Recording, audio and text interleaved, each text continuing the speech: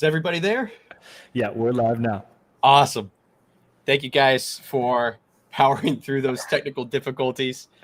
Couple, we got a couple of pros on here with you doing the first ever futsal news live stream.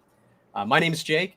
Uh, I'm a big fan of futsal here in the United States in Northeast Ohio, and got addicted to the sport several years ago and have been following it ever since. And our goal of today's live stream is the equivalent to the videos we've been doing. We just want a place where people can come and share in the love of futsal and get to know each other. And we're going to do that today. I want to introduce you to my co-host, who is Luke.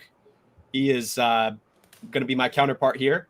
And Luke, if you want to share a little bit about yourself, and then we'll get into the good stuff. Yeah, like Jake said, my name is Luke Miller. I'm out here on the West Coast in Idaho, out in the middle of nowhere, loving futsal, like Jake said.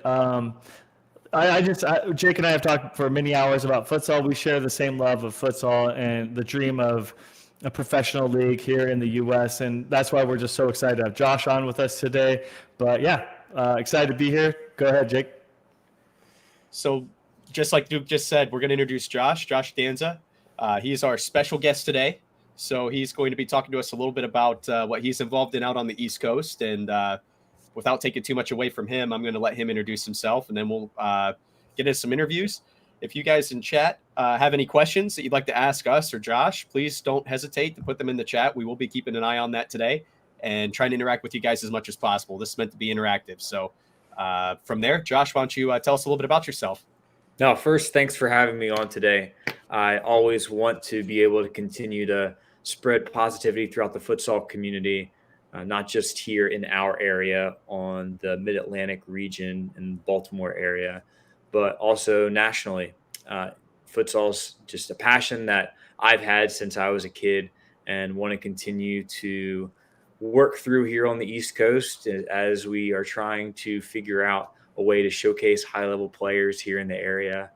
We've been lucky to connect with you guys and just want to continue to spread positivity throughout the sport, but then also to grow it. Very good. So you mentioned you started at a young age. What got you into futsal? What first started this journey for you? So I grew up playing multiple sports, and I played basketball, baseball, soccer when I was a kid. And I quickly realized that soccer was something that I was very passionate about, which then led to the pursuit of the beautiful side of the game through futsal. And I always enjoyed small-sided, especially futsal, way more than outdoor soccer. And I played in the State Cup regional futsal competitions, nationals when I was a kid, went on and played soccer afterwards, outdoor soccer. And then as I moved back here to the Baltimore area afterwards, just wanting to see something in futsal in the area. I know we have some really good small-sided arena soccer throughout the United States, but wanted to specifically focus on futsal in certain areas. So we've had a futsal team here in Baltimore called the Baltimore Kings since 2015. We have our outdoor side, but also have futsal that we run throughout the year.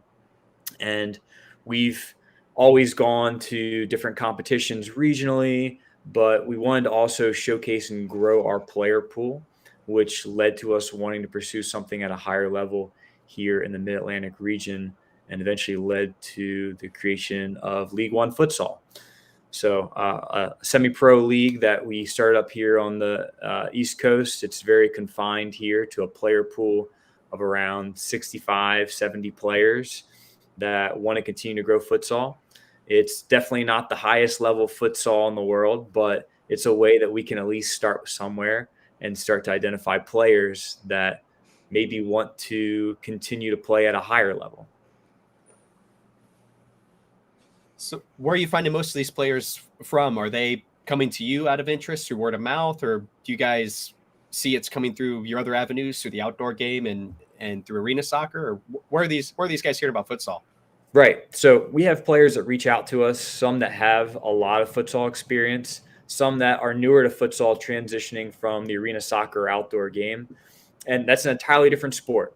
You know, one of the things that I love that you said early on when you first started Futsal News was we want to focus this around futsal. And with that, when we are focused strictly on just futsal, we also have to bring in some people to the futsal community that don't even know much about futsal, or guys that start off at a young age, girls that start off at a young age and play soccer and maybe just want something that's different. And there are many high schoolers, many college athletes that prefer futsal over outdoor soccer, but just don't have that platform or advancement, a clear pathway to getting there, and not having a big national league where everyone, there's hundreds of people, thousands of people coming out to games on a consistent basis and just big names throughout the country. That doesn't really exist. So there is some education that comes into it of educating outdoor players when it comes to some futsal, but there is a good player pool here in the Mid-Atlantic region of some top futsal guys that played throughout they went to youth futsal regionals and nationals and then got older and want to continue to play the sport, but there hasn't really been a lot. I mean, here in Maryland, there aren't even men's futsal leagues. You want to go play in a local men's futsal league, it's really hard to find something like that around here. So people who are passionate about futsal and they can't even find a men's futsal league, like that stinks. It's like, well, why do I even want to do this anymore? It's nice to follow from an outsider perspective, but we can sit here all day and talk about, what's wrong with futsal, all these problems, things that are going on, disconnection to politics. And if we just talk about it all the time and no one does anything about it, then we just continue to add to the problem and we're still at square one. So, we do educate some players when it comes to outsiders that are learning the game of futsal, some that are younger, grew up playing futsal. And then there's some guys that are on their way out of the game that used to play arena soccer, that played futsal at a decent level and still want to be involved in the game, guys in their late 20s and 30s they have full-time jobs. This is not a full-time operation. These are semi-pro players. They get paid based off of ticket sales, off jersey sales. Some take it really seriously in terms of their own self-promotion, and others are doing it because they want to continue to play at a decent level. But with that, we don't try to sell it as something it isn't. It's a decent level. Is it the highest level futsal in the entire United States, the entire world? No, definitely not. But we want to continue to grow it. And if we just sat here and complained about it, oh, there's nothing in our area, there's nothing that we can do besides playing 1 or 2 tournaments a year, then it just adds to the problem. So we have a big player pool of guys, and we draft them into teams, and we play. A lot of the guys know each other very well. Guys can bounce around throughout teams season to season, and we enjoy it. It's a decent level of futsal. We promote the games. We want to make sure that we set a professional atmosphere for them where, they feel appreciated, that they're not wasting their time coming out. And it is overall not only decent quality, but also just a decent experience for the player. Because if the players aren't having a good experience and they're coming out consistently and wasting their time, then they're going to go find something else. Right. So it's kind of a testament we're doing too, the return rate of a lot of our players year after year. It's a lot of guys that stick around just based off how we treat the league, the professionalism behind how we promote it, the marketing of it. Now, it's like I said, not how we still have a big way to grow in a lot of ways, but a lot of things we want to work on. And, we had a meeting the other day talking about all these things that we could do to make things better, listening to the players, seeing what their perspective is, because ultimately we want this about them. We want this about the players being able to offer them a high level of futsal in the area. Jake, you mind if I jump in? Yeah, go ahead. Just kind of rewinding a little bit. There's a couple points I wanted to touch on just on what you said. You spoke a lot about, bringing players up in your player pool. I'm just kind of curious, number one, is this youth movement of U.S. youth futsal kind of, the grassroots movements that you kind of see throughout the U.S. Are these becoming known into the Mid-Atlantic area? Number one, and then the second part of my question is, if you have not checked out League One and the media they do, it's fantastic. I think it's top shelf. I'm really excited to see what you guys are doing, but. In regards to that, do you feel like I lost my question. I wanted to shout out your the media you are covering, but do you feel like that is also helping your sport grow by creating this good media, this good coverage of the fellas, and is that helping you in a way push forward and gain more players into your pool? That was it. There you go. Yeah, no, great questions. I'll start with the first one, talking about youth futsal. We have our U.S. Futsal North, I think it's Northeast regional competition each year. We've been sending our men's team. We have an 05 and 08 boys team, and then also some younger boys teams that we send to. And every time we go to regionals for futsal, I don't know if you guys have ever been there and experienced it through U.S. Futsal. It's awesome. It's a big event where a lot of teams are playing consistently. And if you've never been to a regional competition before, and you really haven't experienced what futsal looks like in terms of a high level, there's a lot of men's teams, women's teams. We went recently, and this past February, the Argentinian women's national team was there. And while we're there, we're talking to players. Players are coming up to us even that are playing on different teams. They're saying, "Hey, I love what you're doing. I would love to be able to be a part of it." Some players, they do both. They play on other teams outside of our league. They go play men's league soccer on the weekends, but then come also to play with us whenever we have events or when we train. So, in terms of the youth soccer scene, or youth futsal scene, in the area, we have state cup, we have regionals, a lot of high level competitions. There is a lot in the area, even just youth leagues throughout the winter. From around November to around March, there's a lot that goes on throughout those months. But then there's also a big gap outside of that. And it's really because a lot of these clubs are using futsal as a soccer development tool and not just a standalone sport, where we see the positives of both, but want to be able to promote futsal at its highest level. So, yeah, there's a lot of younger guys. We have some 16, 17, 18-year-olds that are on their way up that have been playing together for a very long time. We reach out to local, not only, I'd say the average age of our player pool is probably around 25, 26 years old. We have some guys that are a bit younger, guys that are in college, guys that just recently graduated from college, and then even some guys that are top level outdoor players in the area that play in high school, and then also play a lot of futsal. So, we have the player pool range from around, I'd say our youngest guy is around 16 years old, all the way up to 40. And it's a good level all the way through. There's some younger guys that do really well. There's some older guys that do really well. But when it comes to also the second part of your question, the content side of it, it's something that I've always seen. I spent my career before moving back here to Baltimore playing a lot of arena soccer, outdoor soccer, and futsal. And when I bounced around from team to team over a 4-year span, I really noticed how just messed up soccer and futsal and how all these politics got into the game, and whether it's people that are strictly out there to make a ton of money or just little differences in opinions, people who refuse to work with one another.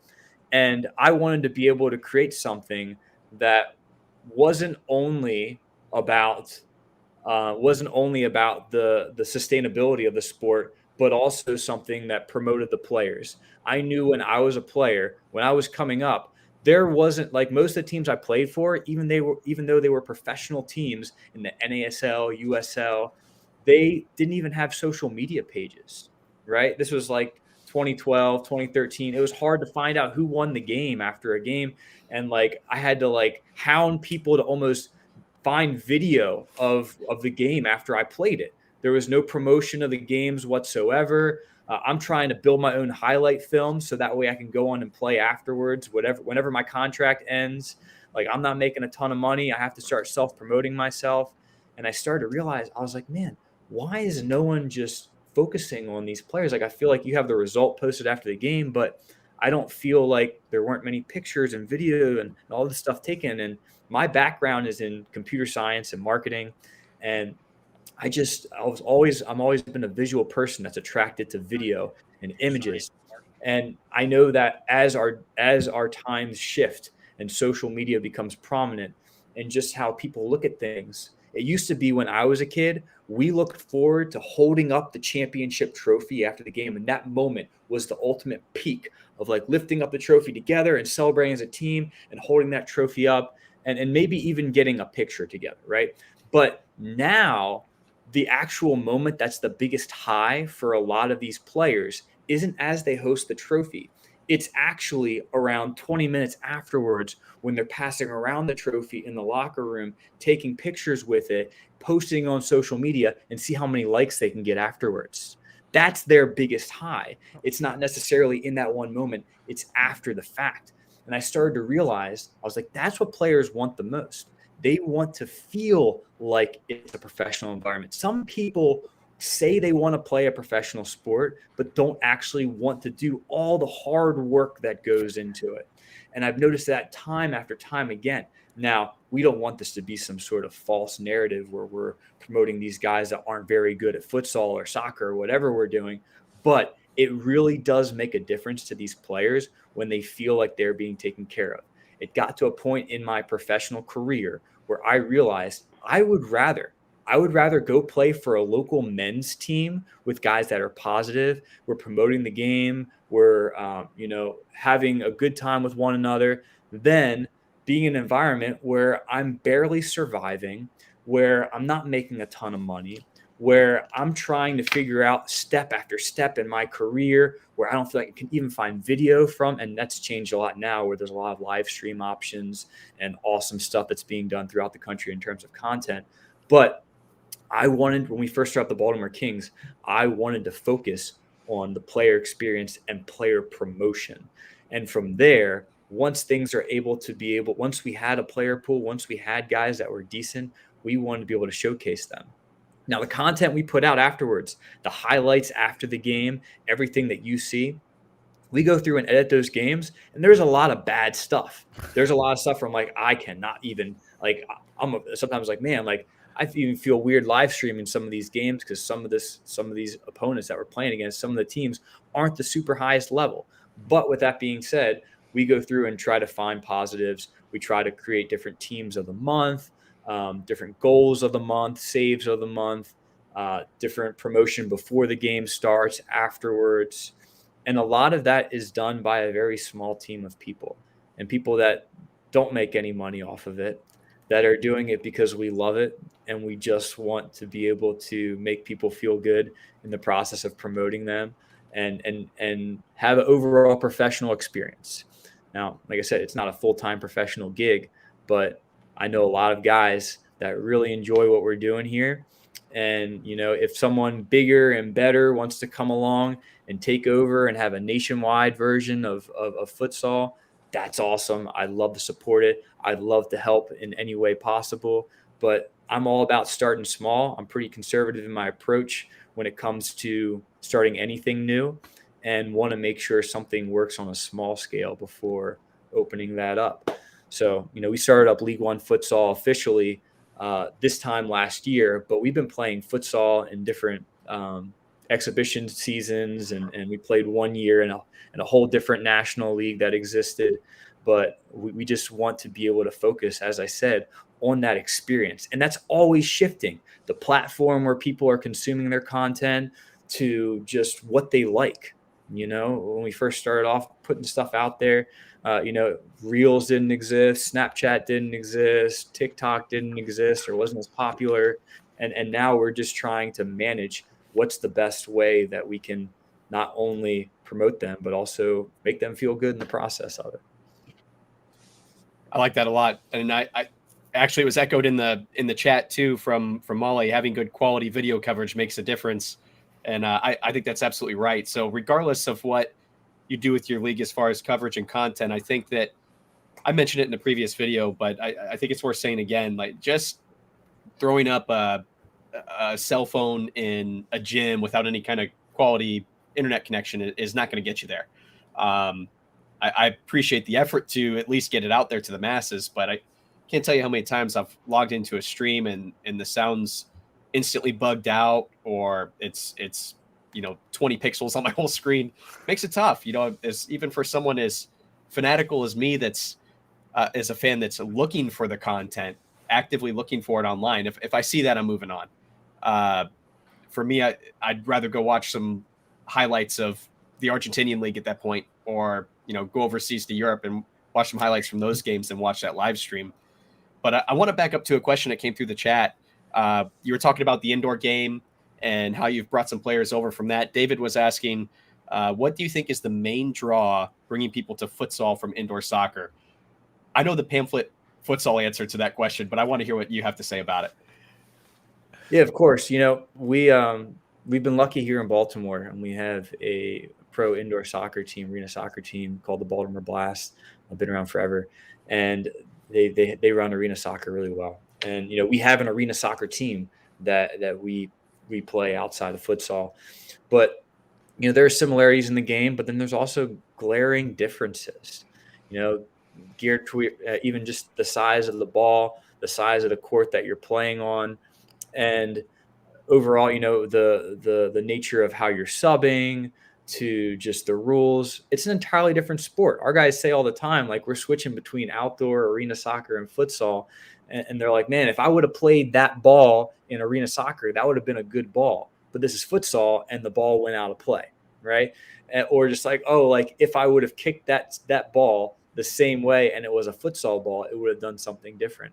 So, our guys are always joking around about things like that, the guys that do play multiple sports. But it's an entirely different sport. Some people, as I mentioned, use it for a development tool. But when it comes to actually the futsal game, of all three, I enjoy futsal hands down so much more. The pace of it, the ability, just the technique on the ball that's required in order to keep the ball in a small space, to just a lot of pivot play that's played with the back to the goal, to just some really creative players that, it is a lot different from the arena soccer game. And a lot of arena soccer guys do play futsal outside of that season.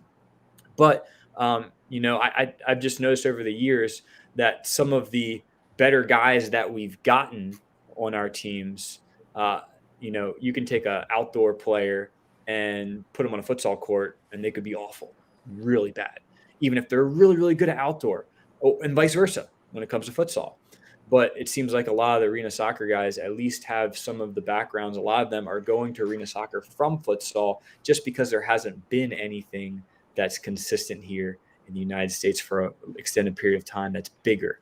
So, we have had some guys that have played in the arena soccer leagues and have done a decent job and then come on over and play futsal and prefer it more.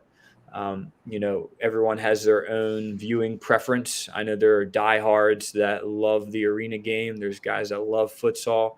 My preference overall is on futsal, and I think everyone within our community that's close to me know that, and I'm a bit biased towards it. But it's just something special about being on a court with only four other guys, or it's 5v5. Once the goalie rolls that ball out, you only have three options of people to play the ball to. You have very limited options, which means you got to be very creative off the ball, your movement off the ball, how you're able to open up space for others due to your movement off the ball. If you're static and not moving, you're not opening up space for someone. In that split second, the ball is being taken away from you.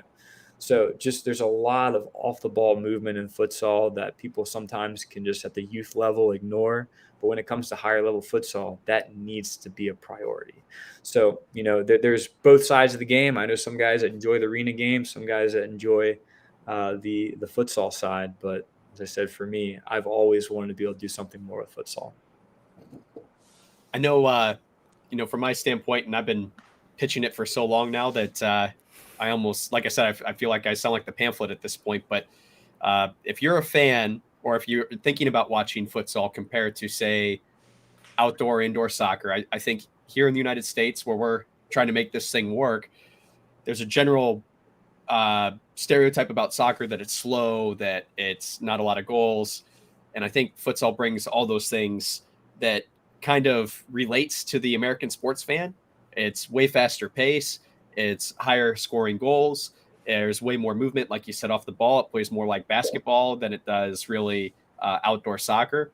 And you see so much more in the sense of foot skills that are entertaining as well. So not only are you getting more goals, which is what everybody's tuning in for, that's what's selling the tickets, but you also get to see a little more creativity from a futsal player than maybe you get to see in the sister sports of arena soccer and outdoor. And I know if the coaches I stand with as they pitch this to youth organizations in our area, we're here, and their answer to it being a developmental tool.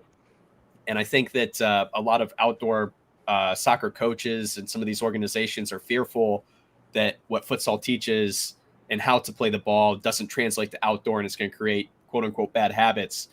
But the reality is, there's more touches on the ball. It's faster decision making, smarter decision making. If that doesn't translate to the outdoor game, and your only problem is they're playing with a flat foot of their sole instead of cleats, I mean, you're thinking about it all wrong. And I think that with time, as more people get exposed to the sport, it's going to take off.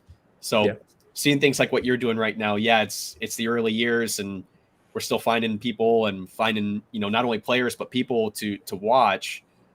Hopefully it comes with time. And I think you brought up a good point. It's going to take Luke and I, actually, all three of us were talking about this before we got on live here as we were chatting when we thought we were set up. And we said that, that all it takes is a couple of passionate people to jump in with a team or an organization to make it happen. And it sounds like you're pretty fortunate. You got a couple of people that aren't looking for a payroll. They just love the sport and they want to get it out there to the people. So that's really cool. Yeah. Well, I'll tell you this. A lot of them are players. A lot of them are guys that just want something while they're still, they're here on this earth for a very short period of time. They want it now. We're not going to wait. I want it for my son, my daughters when they get older too. But I also selfishly want it for me. I want it now. I don't want to be like, man, I wish this was around when I was able, when I could still play. I want something that is that is going to be worked out, and someone that works. There's a few people that really do the stuff behind the scenes for us and help. One in particular, Gavin Boyer, who's, in my opinion, our overall best futsal player. He not only helps when it comes to soccer operations perspective, but when it comes to communications, being able to do some things on social media, to just keeping everyone in line in several ways, keeps me sharp in a lot of ways, which is nice.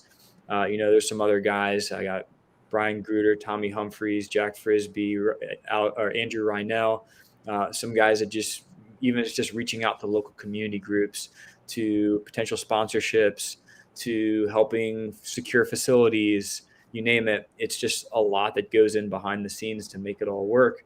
And, one of my main roles, things that I do, I do a lot of things outside of, just when it comes to the advancement of the club or advancement of the sport. I'm also doing some nitty gritty things behind the scenes, going through video, on both the soccer and business operations side. It takes someone that wants to really loves the sport because it's almost more of a detriment at times than it is actually any positive coming from it. And you're trying to push through these barriers that seem almost impossible at times. And the only reason why you'd ever do it is because you're crazy and you love it. But there's really no other reason why you keep doing this at this point, because even we started this in 2015 and 7 years later, we've made progress. And there's some areas I'm like, man, we have not progressed in this area whatsoever in 7 years. I've been knocking the door consistently nonstop, and I don't see progress in this one area or two areas or three areas. And, I'm very stubborn. If my wife could describe me in one word, it's stubborn. and to everybody, right? And I know this, she knows it, everybody knows it. So when I get set on something, I'm going to keep doing it. Whether or not it ends up happening is another story, but I'm going to keep on working towards my goal, and we'll see what happens along the way. My goal might shift. Someone else, I guess in some ways, I mentioned this the other day to someone, I feel like in a lot of ways we're like the third party candidates running for president. It doesn't have a ton of money, that doesn't have a ton of support, that's definitely not going to win to become president, but brings all the big issues up to the table. People might adopt some of these issues, people with the money to do it, people who maybe are able to advance the sport. Maybe some people hear one or two things that we're saying, and that helps push them on to the next level. I really hope that is some role, and whether I get recognition for it or not, I really don't care, as long as futsal is advancing.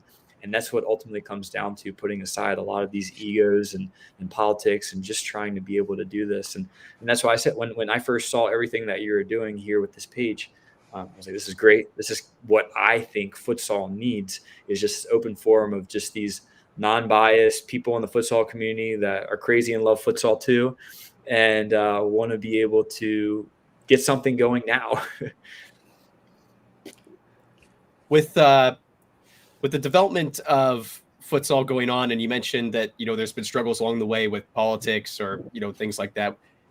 In the last couple of years, what would you say is the biggest struggle you've had? Is it the politics, or is it educating? What do you think is the biggest hurdle that's or has been the biggest struggle to work with that's maybe slowed growth for you in League One? Yeah, no, there's definitely been a few. Obviously, one big thing was 2020. Just having all our plans. I think I'm someone that likes to plan way in advance. And when all our plans just got ruined that year, like, man, like, what's going to happen? How can we even get inside to play futsal? We played outdoor games on outdoor futsal courts in February, right? We're wearing like jackets trying to play futsal. And, we're going playing on outdoor courts that are like tennis courts lined with futsal. And we're trying to find ways to continue to play. Because if I didn't provide some sort of futsal outlet during that time and continued and kept our player pool together, then I was afraid someone else was going to end up doing it and find a way.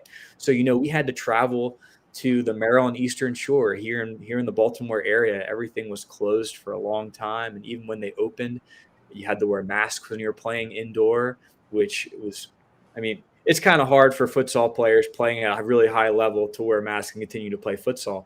So we had to go travel to the Maryland Eastern Shore, who had some had some facilities that we could rent and play some games out that way in order to continue to play futsal throughout that period of time.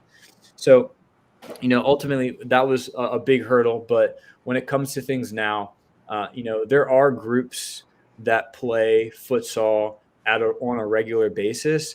But there's actually not a lot. A lot of these teams that you see that go to regionals, that go to these high-level competitions in this area, a lot of them are tournament teams.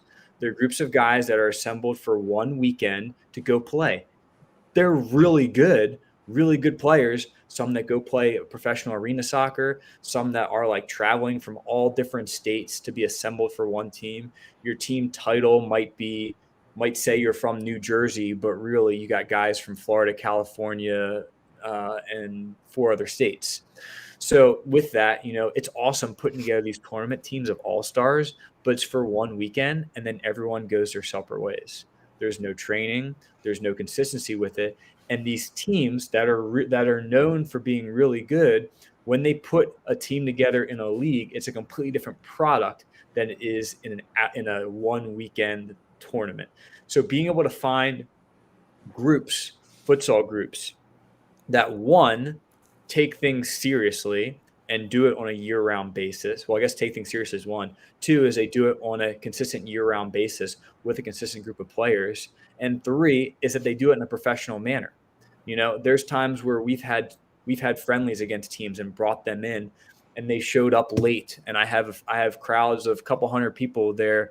They're waiting, and I feel super embarrassed. I have to go over to them and say, hey, the other team kind of no-show. They're going to be an hour late, and I got these fans sitting in there in the stands that paid to be a part to come watch a game and then leave. And I'm like, this is embarrassing for me. I don't want this to be the product that I'm selling. I don't want to have to rely on these people that might not be as committed as a group of guys that I know that are just as good.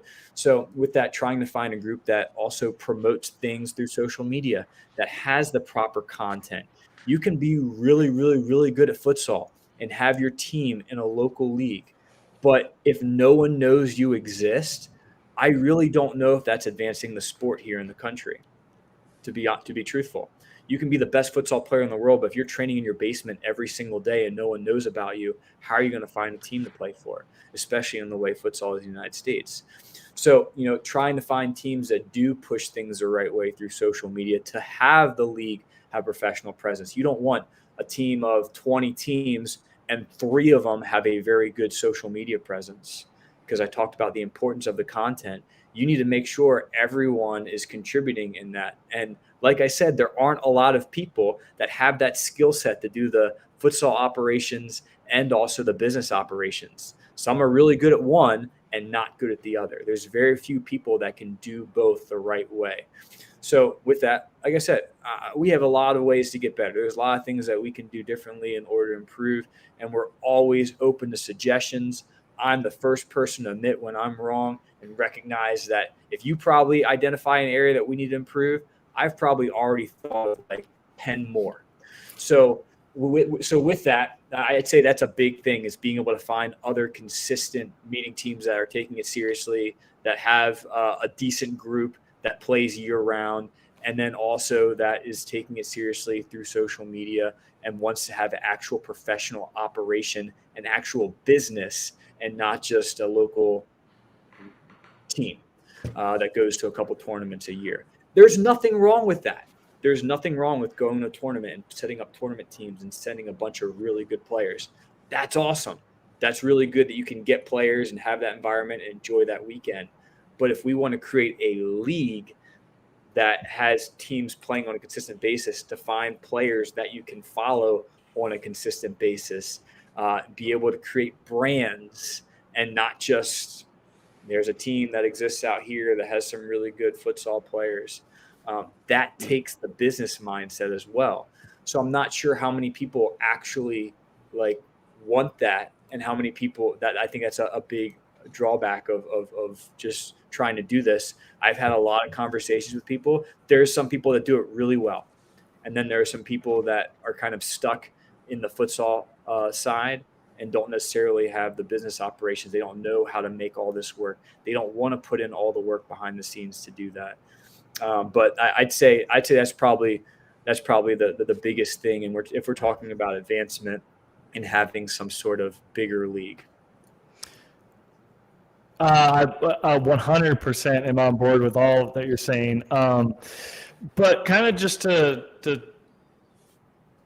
I don't know what it would be called, but just kind of like take off from one of your statements, which is the kind of the social media presence and the no. I mean, Jake and I have talked extensively about the presence of futsal in the U.S. and how it can evolve. And I've championed, like you can't cheer for someone you don't know. You can't cheer for a team you don't know. You need to know who the players are. You need to know who the coaches is, who the even to the commissioner. I mean, just no. Now hear me out. MASL, was live streaming on Twitch, and I think they did a tremendous job. I'm not a super big fan of indoor soccer, but the product they put out was admirable.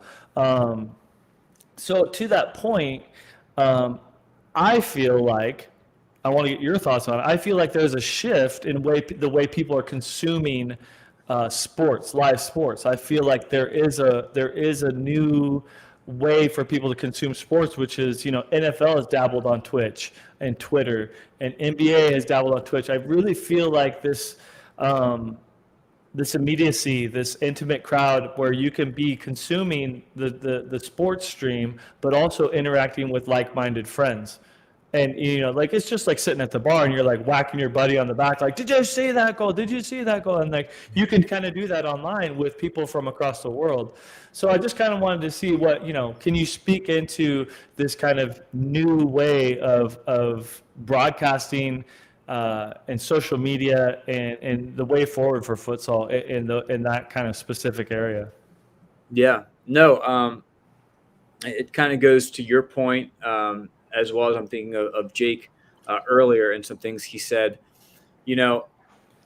We have played against teams, and we've been guilty of it early on as well, of live streaming a game, and it like people will do it just thinking, oh, like people want to see this, like it's important to have a presence, and they'll just, as you mentioned, pull out their phone, and we'll have that we would have someone on their phone on Instagram Live or Facebook Live or you name it, having a live stream of a game that's just, it's not a good production. I would say that's one area that I really want to improve on is the live stream aspect of being able to deliver a product live right then.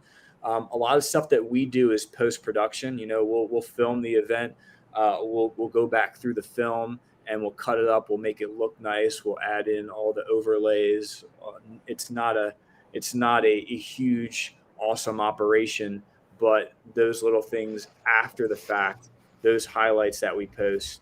Right now, we just post them through social media, through YouTube. We go through our social media outlets on Instagram and some stuff on Twitter and Facebook. But, it's something where what people are consuming and how they're consuming it is always changing. Even just, whether you're viewing it from a horizontal or a vertical way, that's something that, we've constantly been looking at. For us, it's all trial and error, and we look and see what other people are doing. I am guilty of stealing ideas from people when it comes to like, these people do things really well, I'm going to do it like them. Or I see like a flyer that looks really nice, I'm like, I'm going to try and recreate that. Right. Because I noticed like, I'll be the first one to give you credit. Like, this is awesome, but I want that. And I'll look through, even when it comes to like game results. If I see a team on Instagram or Facebook or Twitter and they're posting like final score, and I was like, oh, that graphic looks really nice, I'm going to go make one that looks almost exactly like it, that has the same kind of format, throw some logos in, because I see things that look nice and I'm like, I want to be like that. So there's a lot of trial and error that we've picked up on over the years. And when it comes down to it, yes, like the way that we're consuming sports is always changing. You mentioned the Twitch version of it, but I remember a few years ago, the team, the Washington Commanders, the formerly known team. I went to go watch one of their games. I had free tickets. I had box seats. My mom's company had some extra tickets, and I was like, yeah, I took my buddy. We went there. We grabbed a bunch of food, and we sat down in this box. And the game's about to start. The game's going on. The first quarter's going on. And I'm looking down at all the people in front of me, and I see them like on their phones, like tweeting something, or like, hey, let's stand up, let's take a picture at the game, posting it. Oh, look, this person liked my whatever, and they're interacting with it. Really not even paying attention to the game that's going on right in front of them, even if it was super entertaining. But it was more about being at the event and sharing to other people and telling them, hey, I'm here, but really not caring much too about it. To the point where I saw one guy that was watching highlights of the game that he was at. He's watching highlights on the film, like, oh, look they just posted this hit on whatever, like a replay of the hit that happened in the football game. So like the way that people are consuming this is entirely different from 10, 15 years ago. So, this isn't what I do full time, but something that I pick up on just by loving competition, loving people who want to go and find some sort of common ground in this crazy world, something we can all relate on and go watch a similar sport that we all love. And whether that's futsal or another sport, for me, like, I really enjoy futsal. You know what? Most people in my area probably have no idea what futsal is. But what are ways that we could help introduce the game to new players or new fans? And a lot of times when we bring people out, especially when we do community outreach and we get maybe some youth teams out or some youth groups that come and watch, every single event, I have parents come up to me of little kids and say, this is awesome. One, how can I get my kid involved? Two, I had no idea this even existed. This is really cool, which is encouraging.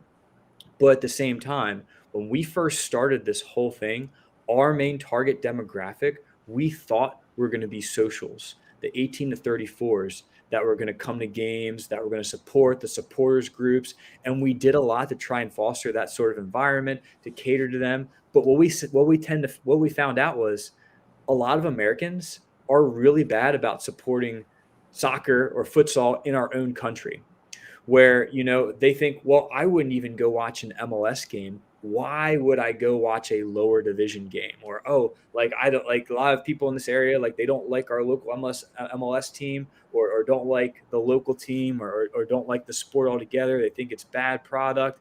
They don't want to watch it. So go watch EPL, La Liga on the weekends and won't support their local team. So why would they come out to a minor league game? And it has to be, for one, they either have to know local people that are there, or maybe we shift our target demographic altogether and we start looking at these little kids who are the future, who are coming up next, and we're able to grasp them, get them hooked on the sport. So that way there will be a day that I'm not around anymore, that we're able then to advance the sport continually through them, and for them to come out and see a men's player play or a women's player play and say, hey, look, that's awesome. When I'm that age, I want to be like that. And now that we've been around for 7 years, we have players that play with us right now that came out and watched games as 11-year-olds and are now playing with us as 18-year-olds. So they came consistently out. They went and wanted to continue to get better, and their goal was to come play for the Baltimore Kings, even though it's not the highest level of futsal in the entire United States, in the entire world. But they saw it. It was local. They knew it was an opportunity. They knew we would give them an opportunity if they came out, and now they're here. So, so with that, how we're consuming the sport is really important, and trends are always changing. I know that for me, like I mentioned, it's not something I do full time, but I do enjoy watching sports. And when it comes to futsal, there's a lot of things that can be done better. I like that a lot. I think that you're right that everybody's staring at a screen these days. I mean, but I think too, one thing that's important is captivating while we're there. The futsal content has been good from a number of leagues, including yours, across the country, and tapping into that youth, I think, is the key. Them seeing maybe people they know, like you said, locally, or even coaches. Some of these teams that Luke and I have worked with in the past have academies tied to them. So a lot of kids in the crowd that are coming to watch their coach, or that's why they're inspired. Like you said, they, as kids, grabbed onto a goal, and to them, that guy is a superstar, even if he's on his local futsal team. To them, it makes no difference. So I think I think that's important. I talked about before we got on the call. One of my mentors throughout my life has been local legend Otto Orff, who played for the Cleveland Crunch in arena soccer and is now the assistant coach of the men's national futsal team. And I'm always learning from him and watching these kids look up to him.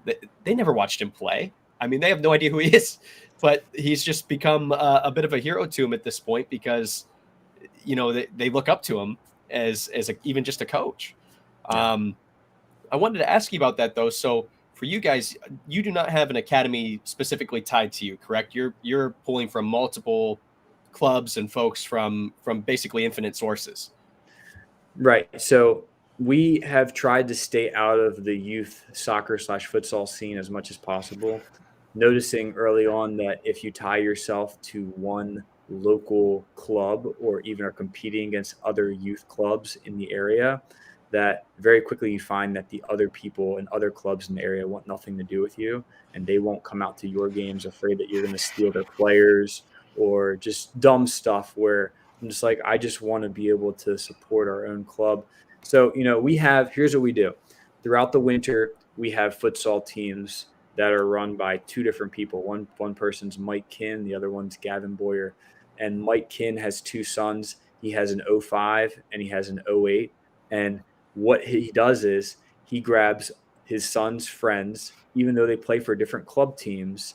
If they were to play under his club team in the area, if they played under his club team's name, then they'd all freak out, afraid they're going to steal his players and just not want anything to do with it. So instead, they play under the Baltimore Kings name. They're able to grab some local players in the area, buddies that grew up playing with each other since they were 12 years old that are now U17, U18, and they're able to all still play with each other futsal throughout the winter, go to state cup, play in a local league, maybe go to regionals and hopefully do well.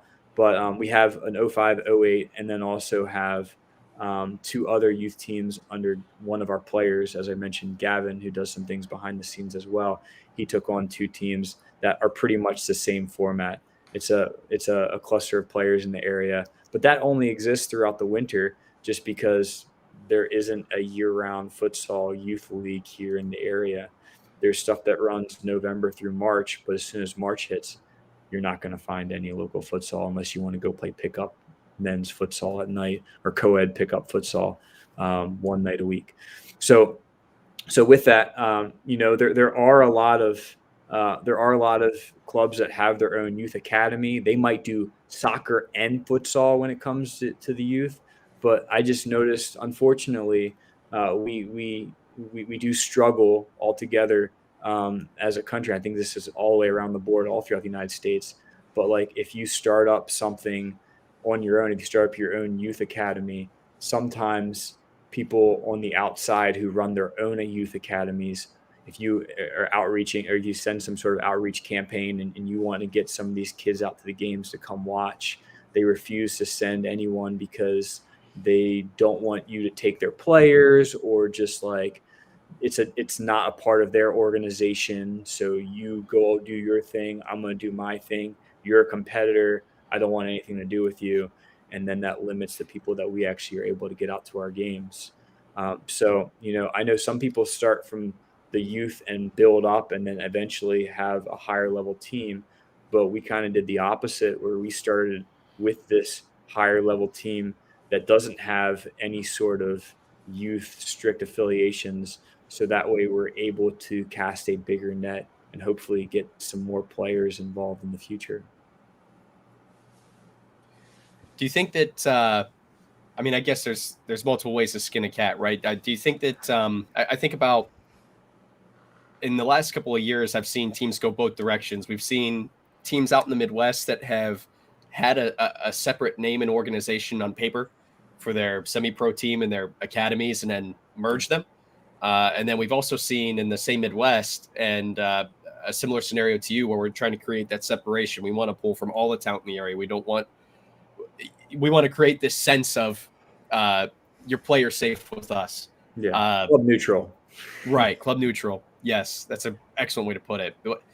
What do you think? Is it just multiple ways to do the same thing, or do you think one's going to supersede the other? Ultimately, the best way to do it is to have a youth academy.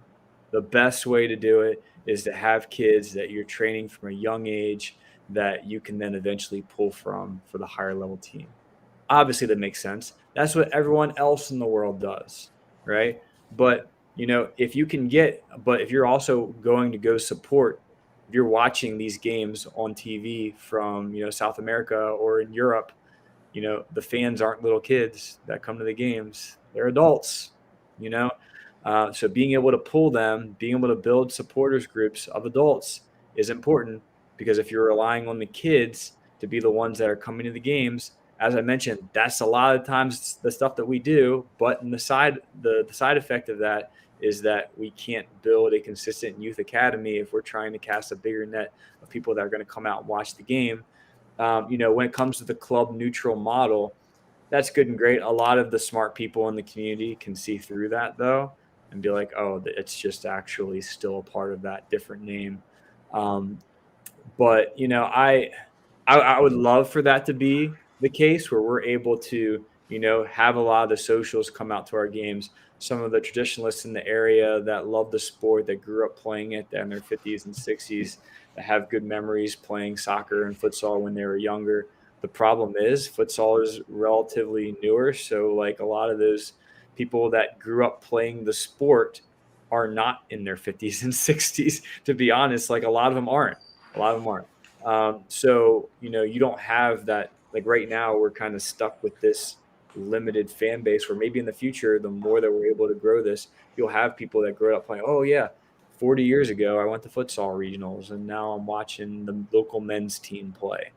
That would be great. We would love to have a youth futsal academy all the way through that trains year round, that does that. Some people do that, and that's great. Some people choose that. But there are also the soccer coaches, the kids that play both soccer and futsal, and the soccer coaches that don't see futsal as beneficial to the soccer game whatsoever and is actually hurting them. I do not see that, like you said, either. I think I grew all together as a player, mostly from my futsal experience. I think that helped me in outdoor arena soccer, everything. But yeah, it's a tough one to go at there. I'd love for there to be an easy, I wouldn't want to say I want something to be easy, because then it just comes and it's not necessarily worth it. But I really wish it was easier than it is, because there are times where, it seems like there's just this division. I wish that we were able to do something like that on a consistent basis, but there really isn't a lot of competition. Even if we had a year-round futsal academy for kids, I don't think there would be a league or teams to play against in this area. Well, I like what you mentioned about the supporters group too, and maybe finding some older fans that can get loud and kind of bring a little more energy and a little more diversity to the fan base. That's something that I pursued in a very short history of my local semi-pro futsal team. Unfortunately, they started the year COVID shut everything down, and so we got 3 home games out of it. But in that short period of time, my best friend and I started a supporters group. And if you guys that are in the chat right now ever watch the regular videos, the frame behind me in those videos is a frame piece of the tifo we built for that first year. We went all out. We built a massive banner and was 20 feet long, and halfway through it I went, holy crap, what have I done? But we got it done. And we were just so hooked and excited about it that I think bringing some energy and like you said, if you can find someone that maybe isn't an active player but is still a huge fan of the sport that is willing to take that on. I mean, I was very fortunate in our situation that, we had a local microbrewery that was literally across the hall from where the guys were playing. So we'd say, hey, meet us pregame there. We're going to spend some time there, and we're going to literally walk to our seats from the bar, and then we're going to enjoy the game. And we threw up the tifo. We had a drum. We got loud. And in 3 home games, we went from just me and my best friend and our reluctant significant others to having 30 people in that section. So, it can grow fast if you can get that energy. And I think we had kind of had lightning in a bottle, and unfortunately, COVID took the bottle from us and threw it on the ground and shattered it. But I watch these other leagues, and there's just so much passion from the fans, and they're chanting, they're throwing up banners. I've seen games where they're hosted all in the same building, and one group's banners go down at the end of their game, and instantly some new ones are up. I mean, these guys are on it, and I would love to see that here. There's so many times I watch those videos, and I'm envious. I'm very envious of them. I'm not afraid to admit it. I'm not a good enough guy to say that I'm not. I mean, it's a great atmosphere. I'd love to experience it here stateside. Yeah, that'd be awesome. I think Jake hits something that is lacking, but it can be grown. I come from Oregon, where I support my Timbers. I watch soccer. I've been to many home games. I was there when, if you're familiar, the 107 is the Portland Timbers, the Timbers Army that sits behind the goal. I was there when you could literally just walk and sit down. There's literally only the 107. The section, but I think, like you said, like that. I feel like when they got the spotlight shined on them from MLS, that section just took off, and the Timbers were like wildfire. It's like it was just the only thing to do in town is to go to the Timbers game. I think they were making the Blazers look bad. I mean, it was the thing. So I feel strongly similar to Jake, and this is opinion. I feel like if we could really get that spotlight on futsal, and we could show the general, U.S. that, hey, it's not just this goofy, weird game that your kid plays, that it can be played at a high level. It can be played well. There is an opportunity there. So, and like we said, League One, I'm the product you put out in the in the post game stuff is just phenomenal. I love the quality, and like Jake said, it's hard to produce, and Jake and I both were involved with helping some other leagues produce, and it's hard, and there's only a few people, and to get the quality up and get all the people in place, but it can be done. And we super appreciate you guys out there at League One doing what you're doing, and we wish you all the best, and we're going to be here, chatting you guys up, so, yeah, I mean, those are kind of some of my final thoughts. I don't know about you, Josh or Jake. So, well, really briefly, while you're on the topic here about the Portland Timbers, I loved seeing. I remember one of my first experiences with the Timbers. I saw, all the fans were singing the national anthem, right? And then another, is his name Timber Joey? Is that the guy with the Yeah. chainsaw that Yeah. cuts the like having their own like gimmicks, their own like the soccer games going on, but there's other fun things. Like I think some arena soccer teams do it well too, where it's like there's music playing throughout the game. There's like a bounce house over there, a DJ over there. Like, oh yeah, and there's also a game going on, right? So with that, like, I know that sometimes those gimmicks can like take away from the game, and some people criticize that and say like, oh, like I actually, I like those kind of things. At least they're getting people out to like love this game or even just the experience. I think there are other things throughout the league, like, a close MLS team to me is the Philadelphia Union. And, every time they score, they play the do, do, do, do, do, do, do, do, just like a song every time they score. And like, I remember my first Philadelphia Union game was one of the first years they were around, and like they had the whole stadium and they're all freaking out, and I was like, whoa, like what is this song? Like I didn't know, I wasn't privy to it before I got there. I walk in and there's like everyone wearing shirts saying Dupe LA, and they're playing the LA Galaxy. I was like, what is Dupla? What is that? But like they're like all these things that go on to help support the sport that aren't actually the necessary product that's actually happening right then and there. And there's a lot of things that can be done, and it's almost in ways like a lot of the traditionalists and the people that are very legalistic about the sport of futsal, about it has to be done this way, has to be done this, and this. Sometimes maybe a more liberal view on what actually can happen. I don't know, like I guess even in a way, like I don't know if you're familiar with like you follow baseball at all, but there is a group called the Savannah Bananas. Have you heard of them?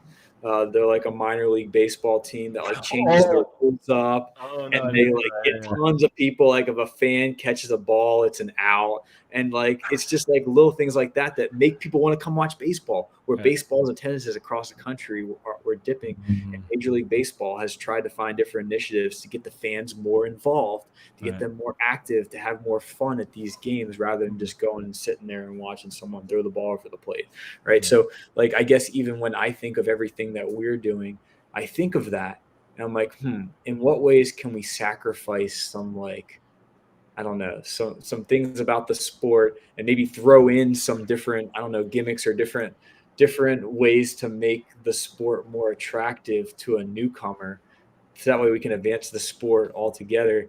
And so I'm always thinking of ideas and looking at what works for other people and trying to bring that in. We're not a full-time operation, but we want to make things better. We had a conference call the other day, and one of the top things that was said amongst everyone was, I really enjoy the post production, the highlights. It really the post about player of the week or player of the month or all the teams of the month. It really helps me want to continue to play at a time when, we train throughout the week. We train on Mondays, we train on Saturdays, 2 days a week. That's a time commitment, right? People are coming out. Some people have kids. I have 3 kids. Some people have jobs. Almost everyone either has a job or goes to school or does something outside of soccer here, outside of futsal that we do as well. But how can we offer this experience to be something positive? Because, if it isn't a national league right now and everyone gets discouraged and everyone stops playing and just continues that trend, at least along the way, how can we keep this interest alive? So when it comes to those things, you mentioned the Portland Timbers and things that they do that are pretty cool off the field or even just at the actual game. How can some of that stuff translate? It's awesome, Jake, that you went create a supporters group and we're able to get people banging drums and doing that stuff. That makes people want to come back. That makes a fan see that and be like, that's pretty cool. We play music throughout our games the entire time as it's running, right? Some people might frown at that, be like, oh, there's music playing. But like some people come, they're like, oh, like that's awesome. There's music going on in the background the entire time. Say what you want about it, but some people come and they really enjoy that type of environment. So, there are some things we're playing with along the way to try and make it work. So we're always open to new ideas. And I appreciate you guys for just being someone that, or being a group that is trying to overall try to expand all this too. Well, on that note, and speaking of supporters, and while we're on this topic, Josh, I added in the chat here some of the ways to follow you in the league if you're not in the area. But if you are in the Baltimore area, when is the next big event for League One? And how can people get to the games, and what can they expect? Yeah, so we typically take the month of August off. That's our transition from summer season into the fall. And we had a combine the other, I guess it was last Saturday. We had a lot of people come out, and we have our first event on September 17th. Here in the next few weeks, you'll see a lot of stuff throughout social media and promotion. We're going to also look back at previous seasons, maybe have some different goal highlights and just things to get fans interested, or even just local players that have been kind of hesitant about coming out. Just letting them know what the environment's like. We're an inclusive group. We want to continue to bring out high-level players. And also fans, we appreciate your support, whether you live in this area or not. We do post videos of the games afterwards, even just giving us a like or just telling someone that there is actually futsal that exists. Maybe it's not the highest level, but it actually exists here in the United States. If you do find someone that loves futsal, sharing with them. That's awesome. Well, and in the comment of I'm gonna shamelessly plug something we're doing here. So forgive me, I'm doing the YouTube thing, but I'm also going to add a link in the chat for our Discord. We have a Discord set up for futsal news. There's sections in there. It's just general chat, talking about actual games. Luke and I pretty consistently will upload links to YouTube streams that are going on in other countries if you're trying to catch a live game. And there's also sections in there too if you want to use Discord for its traditional use of finding a gaming partner. Maybe you find your partner off the court that's digital to hop into a game together. Our goal is to grow this community. We got a couple people in media there that are working with some local semi-pro teams. We'd love to get some players involved in that Discord too, and really share in the knowledge and the wealth that we can and grow this community. So don't be shy in joining us there. Don't forget to like and subscribe to the channel if you want to see more of this. If you guys like this live stream content, Luke and I would be more than happy to bring more special guests on. If we need to do something like a watch along one of these days with a big game, maybe we do that. We're kicking around ideas to try and gain people's attention and make this more interactive of a sport and get the word out there. So I hope you guys enjoyed today. Josh, thank you so much for your time tonight. We really appreciate it. And we especially appreciate you talking futsal with us and taking those questions from the chat. So thank you. And hopefully we see you guys in the next one. Thanks for having me. I appreciate it. See you guys.